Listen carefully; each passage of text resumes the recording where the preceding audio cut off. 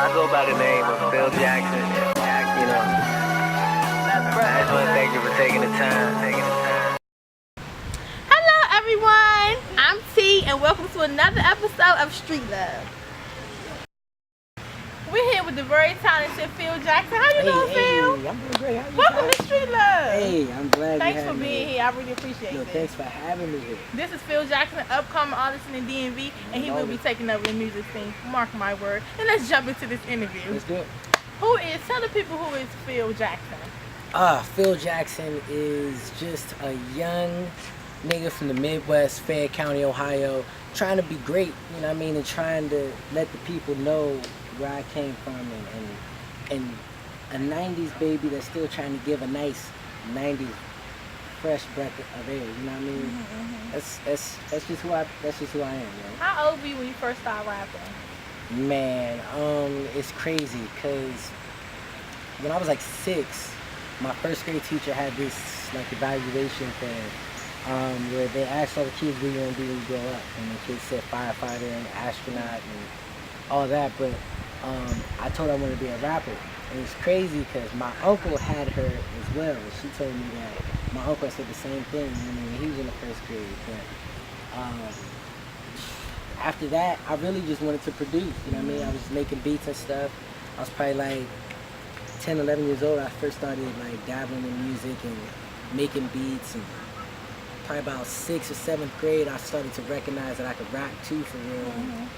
Just from that moment forward, just took off, you know.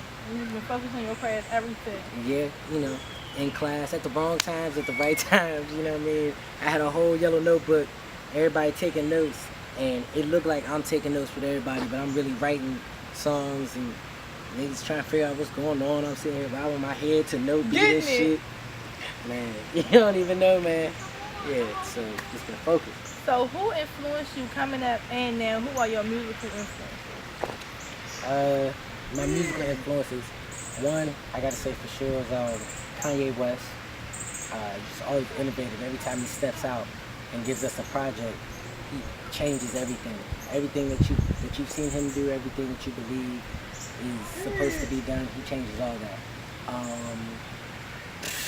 But you know, it's so many. I go as far back as, you know, like Dre, Pop, of course, is probably the biggest influence, you know. Big, of course, Nas, Hov, man, the list goes on. And then even on the other spectrum of music, like, you know, Imogen Heap or Coldplay, or, you know what I mean, just started kind of getting into this artist, FKA Twiggy. She's incredible. And just listening to her gives me a whole breath of fresh air and makes me say, okay, what I'm doing right now, I need to step into a whole nother lane. I need to grow some more, you know, so let's take it from everywhere. That's good that you said Coldplay and all those other people, because you're just not focused on rap and hip-hop. Nah, that's why I hate saying I'm a rapper. Diverse. Yeah, you're diverse. You're not just one hat. You wear multi-sided. I probably have the most diverse iTunes in all of PG County, if not all the DMV. I challenge anybody to come see my shit. Fuck your iTunes. Most diverse iTunes in all of PG County. You heard it first, PhilJackson. You know it. iTunes, they need to give you an endorsement deal. They do. They really do. You just advertise that real good. I want to read a lyric from the song MIB. You said you coming to execute the game like Bernard Hopkins. And you also say, I'm tired of seeing you niggas in my house of hip hop. Yep. From this day forth, all that bullshit you speak of stop. All that bullshit you spit stops. Okay.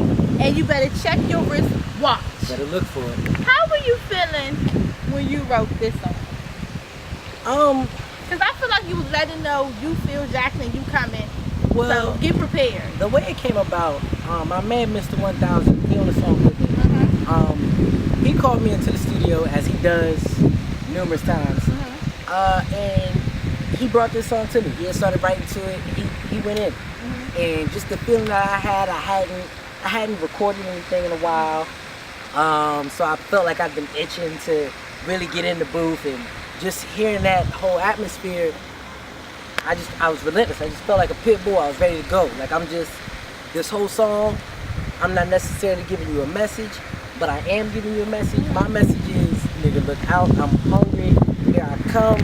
I just was like a pit bull off the leash, yo. So speaking of that, what do you feel like your mark on hip hop or the music industry would be? What would PhilJackson's mark be on the music industry? I feel like, first of all, I hope my mark is gonna be like timeless, permanent. You know what I mean? I want a Sharpie mark down.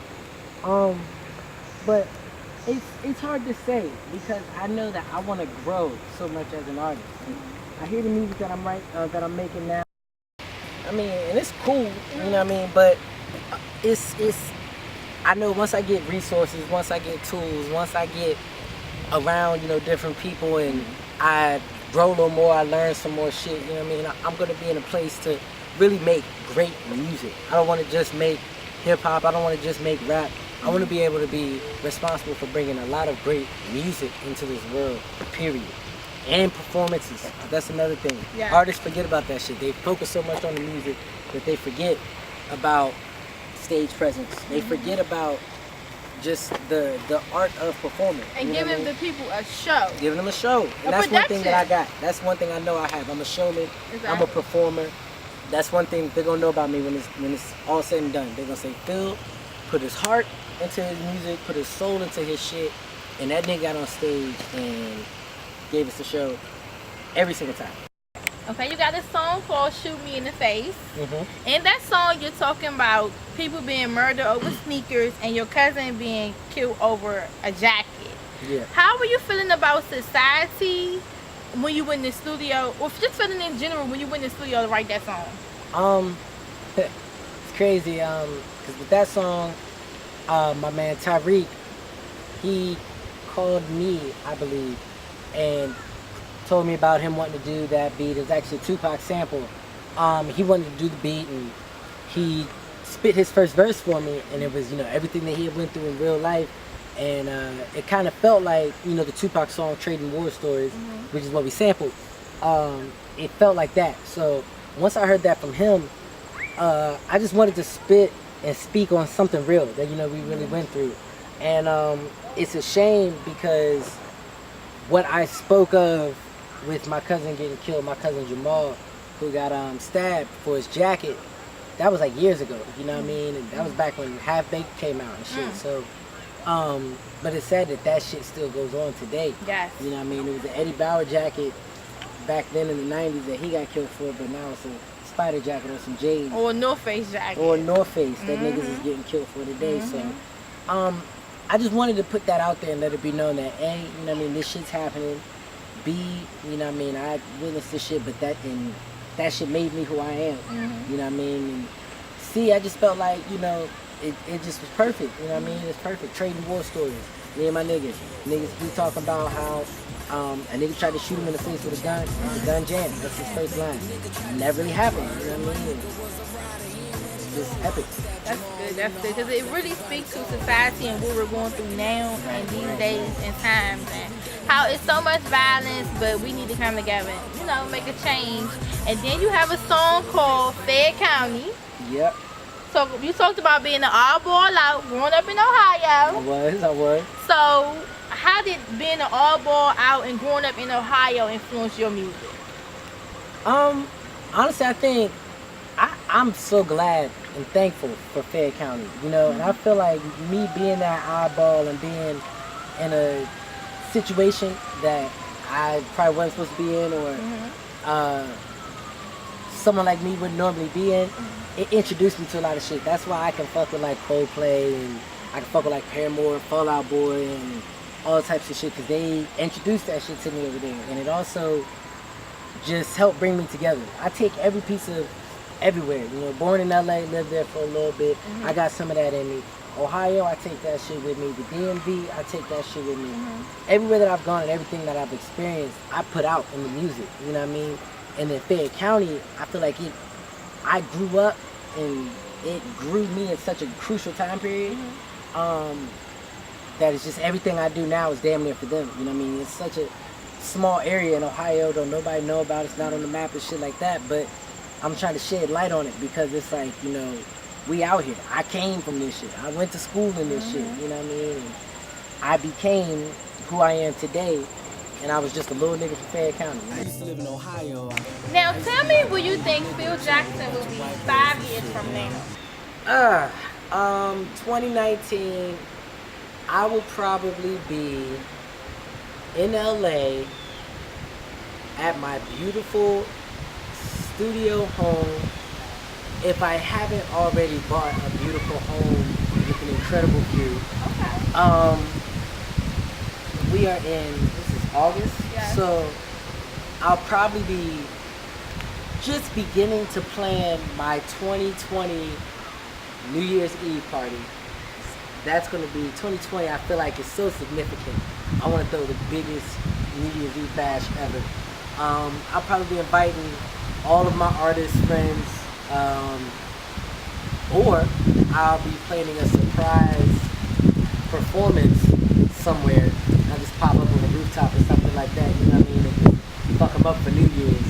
Make somebody's day. Make somebody's day, you know what I mean? I'm a wild out that night, but yeah, I'm gonna be in LA. Y'all gonna have a lot of projects from me. Okay. A lot of EPs, a lot of mixtapes. 5 years, hopefully a couple albums under my belt. I'm just getting it. And I will be there for part 2 of the PhilJackson interview. Thank you for joining Like us. shit. Tee, PhilJackson, Street Luv. Give me your social media information. Hey, follow me on Twitter at Dr.PhilJackson, or you can look me up on IG at I am PhilJack. That's IamPhilJack for your bitch ass. And give me Real, the cameraman, because he was wonderful. Give his social media handle. My man X at X_roots on IG. You need to check that shit out. I promise you. You think you done seen some shit before? You've never. This nigga gonna give you orgasms. You ain't never heard that shit before. I promise you. Yes. Orgasm at X_roots. That's who that nigga is right there. Nasty on this camera, boy. I'm trying to tell you. Follow me, Love T 505 IG and Twitter. YouTube, Street Luv DMV. Thank you. Until next time, have a blessed one. Cause I'm tired of seeing you niggas in my house of hip hop. From this day forth, all of that bullshit just spit stops. You better check your wristwatch.